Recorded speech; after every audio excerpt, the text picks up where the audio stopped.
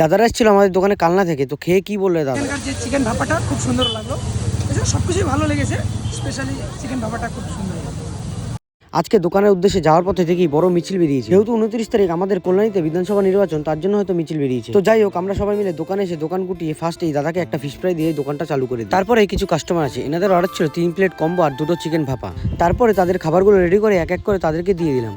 ততক্ষণে দোকানে পড়ে যায় ভিড়, আর এখানে রাহুল তো প্যান ফ্রাই কন্টিনিউ সন্ধ্যে থেকে করতেই থাকে। তারপরে এই দাদারা এসে কালনা থেকে আমাদের ভিডিও দেখে, অনেকদিন থেকে ভিডিও দেখছিল, আসার চেষ্টা করছিল, তো আসতে পারিনি। আজকে অনেকদিন পরে ফাইনালি এসে, আর আমাদের দোকানে যতগুলো কম্বো ছিল সবগুলো ট্রাই করেছে, সাথে তো ভাপা আছেই। তারপরে চলে আসে দীপদাও বলছিল একটা চিকেন ভাপা খাবে, তো দীপদাকে একটা চিকেন ভাপা দিয়ে পাশে যে অর্ডারগুলো ছিল সেই অর্ডারগুলো এক এক করে তাদেরকে দিয়ে দিলাম। আর আমরা আমাদের দোকানে নিয়ে আসতে চলেছি পাস্তালাবাদের জন্য একটা দারুণ কম্বো, আর তার মধ্যে থাকছে 1 প্লেট এগ চিকেন পাস্তা, 2টো চিজ বল আর কিছু ফ্রেঞ্চ ফ্রাইস, আর দাম হলো মাত্র 119 টাকা। আর যারা যারা পাস্তালাবার আছো, বেশি দেরি না করে চলে আসো আমাদের দোকানে। আমাদের দোকানের লোকেশন হলো কল্যাণী সেন্ট্রাল পার্ক থেকে বুদ্ধবাগ যাওয়ার রাস্তায় একদম ফার্স্টের দোকানটাই বাদিকে আমাদের দোকান। দিয়ে কাজ করতে করতে রাহুলের আজকে হাতও কেটে গেছিল। কিছুক্ষণ পরে এক কাকু আসে, কাকু বলছিল 1 প্লেট চাউমিন নেবে, তো রাহুলও চাউমিনটা বানানো শুরু করে দিল। ওর হাতটা কেটে গেছে, তার মধ্যেও ও কাজ করা শুরু করে দিয়েছে। তো কাকুকে চাউমিনটা দিয়ে লাস্টেই দুজন দাদা আসে, বলছিল চিকেন ভাপা নেবে, তো চিকেন ভাপা যেহেতু 2টো ছিল তাদেরকে আমরা দিয়ে দিলাম।